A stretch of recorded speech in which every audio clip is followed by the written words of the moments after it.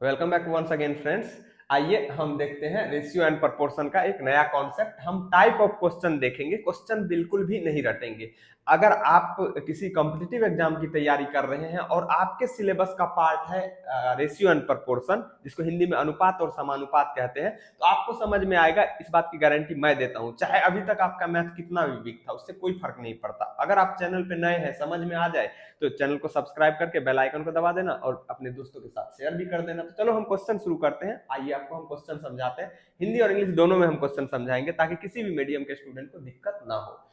RS 5600 मतलब 5600 रुपए is to be divided among A, B, C and D। मतलब 5600 रुपए को A, B, C और D में बांटना है। ठीक है, in such a way that the ratio of share of A is to B is 1:2। इस तरीके से बांटा गया है A, B, C और D के बीच में 5600 रुपए को कि A रेशियो B कितना है 1:2।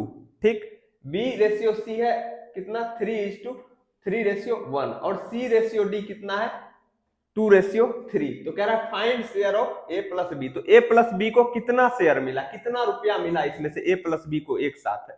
तो आइए इस तरह के क्वेश्चन को करने के लिए पहले हमें जो रेशियो दिया हुआ है A रेशियो B का वैल्यू 1:2 वो हम लिख लेते हैं पहले। ठीक, यहाँ पे दिया हुआ है। कॉम्पिटिटिव एग्जाम में आपको नहीं लिखना है, हम कॉम्पिटिटिव एग्जाम के लिए देख रहे हैं तो टाइम सेव करना है। अभी आपको मैं समझा रहा हूं तो बेशक ज्यादा टाइम लगेगा, लेकिन हवा में ऐसे क्वेश्चन को उड़ा देना है।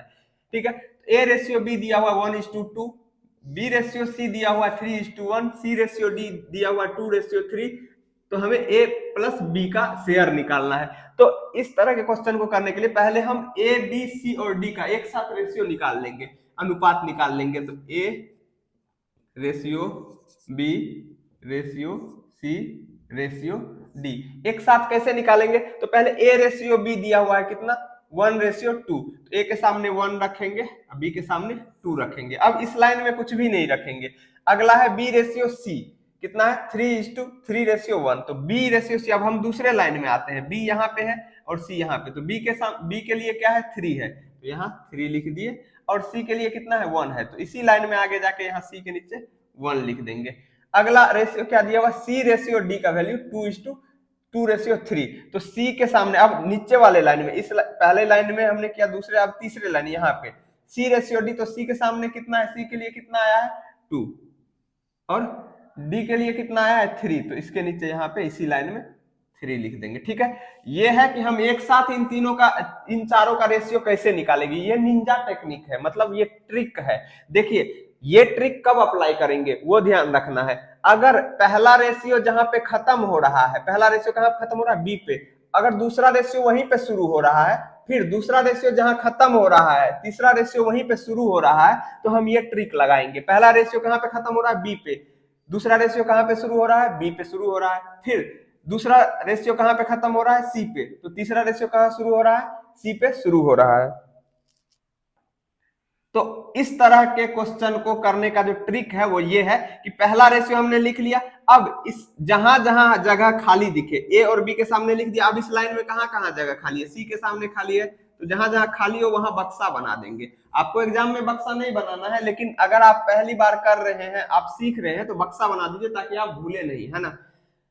इस लाइन में और कोई जगह खाली है नहीं। अब दूसरे वाले लाइन में आएंगे, इसमें कहां पे जगह खाली है, इसके पीछे A के नीचे, तो यहाँ पे दूसरे वाले लाइन में एक बक्सा बना। और इस लाइन में आगे और कहीं जगह खाली है, B के नीचे लिखा हुआ है, C के नीचे लिखा हुआ है, D के नीचे जगह खाली है, तो यहाँ बक्सा बना दिया। ठीक है, अब तीसरे वाले लाइन में आइए, कहाँ जगह खाली है, तो B के नीचे यहाँ जगह खाली है, तो एक बक्सा B के नीचे बना दिया, और A के नीचे भी जगह खाली है, तो एक बक्सा A के नीचे बना दिया। अब यहाँ पे हम क्या लिखेंगे, देखिए बक्से के लेफ्ट या राइट में हम देखेंगे कि कहां हमें नंबर मिल रहा है। क्यों खड़े हो, जगह नहीं दिख रहा है? तो इस बक्से में क्या लिखा जाएगा, इस बक्से के जस्ट बगल में हमें जो दिखेगा वो लिखेंगे। तो इस बक्से के बगल में क्या है 2, तो इसमें भी 2 और इसमें भी 2, तो यहाँ भी 2 यहाँ भी 2, मतलब इसी लाइन में देखेंगे इस बक्से के बगल में हमें क्या मिल रहा है। इस लाइन में बक्से के बगल में 2 दिख रहा है, तो 2 2 दोनों बक्से में। अब इस वाले लाइन में आएंगे, इस बक्से के जस्ट बगल में क्या है, इधर तो कुछ नहीं है, इधर 3 है, तो इसमें 3 आ जाएगा। फिर इस बक्से में इसके जस्ट बगल में कौन सा नंबर है, तो 1 है। लाइन में देखेंगे, है ना, रो वाइज देखेंगे, तो इसमें यहाँ 1 है तो 1 लिखेंगे। ठीक, अब इस लाइन में आएंगे, इस लाइन में बक्से के जस्ट बगल में कौन सा नंबर, इधर तो कोई भी नहीं है, इधर 2 है, तो इस दोनों बक्से में 2 आएगा। अब कॉलम वाइज मल्टीप्लाई कर देंगे, मतलब इसमें जो भी है उन सबको मल्टीप्लाई करेंगे। 1 को 3 से करेंगे 3 है, 3 को 2 से करेंगे 6, ठीक है। अब इसमें जो है उन सबको मल्टीप्लाई करेंगे, 3 को 2 से करेंगे 6, 6 को 2 से करेंगे 12, मतलब 3 2 जा 6 और 6 2 जा 12। फिर इस लाइन में जो है सबको मल्टीप्लाई करो, 2 को 1 से करेंगे 2 और 2 को फिर 2 से करेंगे 4, इन सबको मल्टीप्लाई करेंगे तो 4 हो जाएगा। अब इस लाइन में जो है उन सबको फिर से मल्टीप्लाई करो, 3 2 जा 6, कितना आ गया 6 आ गया, सॉरी 3, हाँ ठीक तो है, 3 2 जा 6, 6 को 1 से करेंगे तो 6 ही होगा।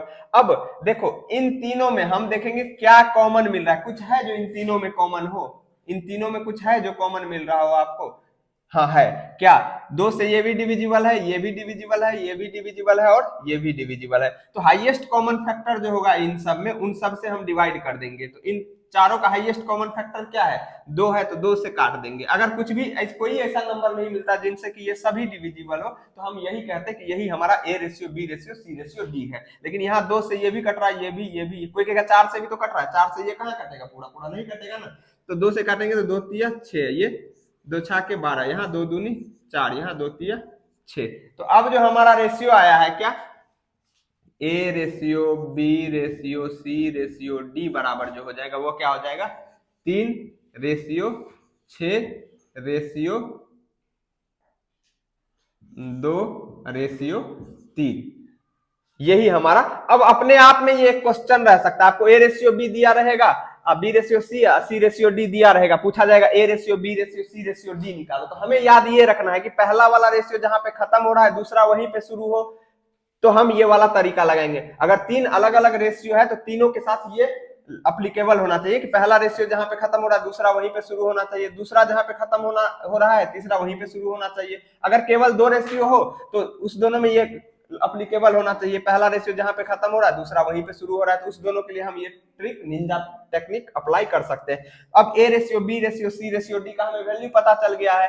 अब ये जो है कहने का मतलब क्या है, A को अगर 3 यूनिट मिलता है तो B को 6 यूनिट मिलता है, C को 2 यूनिट मिलता है और D को 3 यूनिट मिलता है। अब इन सबको जोड़ने के बाद टोटल जो अमाउंट बनेगा वो इसके इक्वल होना चाहिए, क्योंकि यही तो टोटल है। टोटल इसका A का हिस्सा, B का हिस्सा, C का हिस्सा, D का हिस्सा जोड़ देंगे तो ये 5600 के इक्वल होना चाहिए। तो इन सबको जोड़ दो, कितना हो जाएगा, 6 3 9 9 2 11 11 3 14, तो टोटल कितना हो जाएगा, टोटल हो जाएगा, ये सभी लिखना नहीं है आपको एग्जाम में, टोटल 14 यूनिट, ठीक है ना। 14 यूनिट कितने के बराबर हो जाएगा, 5600 के बराबर हो जाएगा, 5600 रुपए के बराबर। यहां से 1 यूनिट के का वैल्यू निकाल लेंगे। देखो मैं पूरा यूनिट का स्पेलिंग लिख रहा हूं, एग्जाम में आप ये सब टाइम पास मत करना, कोई आपका कॉपी नहीं चेक कर रहा है। बोर्ड के एग्जाम में बेशक आप लैंग्वेज लिखोगे, कॉम्पिटिटिव एग्जाम में लैंग्वेज नहीं लिखोगे, बैठ जाओ। तो 1 यूनिट का वैल्यू निकालना है तो 5600 में डिवाइड कर दो 14 से, तो कितना हो जाएगा, 14 से 14 चौके 56, 4 बड़ा 4 पे 2 0, 400। अगर नहीं आता तो डिवाइड कर देना, ये 400 क्या है, रुपीज है ना, ये 400 रुपीज है, एक यूनिट का वैल्यू 400 रुपीज है। अब कह रहा है A प्लस B का शेयर, मतलब A प्लस B को कितना मिला, तो A के लिए कितना आया है 3 और B के लिए 6, तो A प्लस B को कितना मिला है। देखो फिर से मैं कह रहा हूं, ये जो मैं लिख रहा हूं A प्लस B आप मत लिखना, यहाँ पे A के लिए 3 और B के लिए 6, तो कितना आया 3 और प्लस 6, इतना यूनिट है ना, बराबर कितना है 9 यूनिट।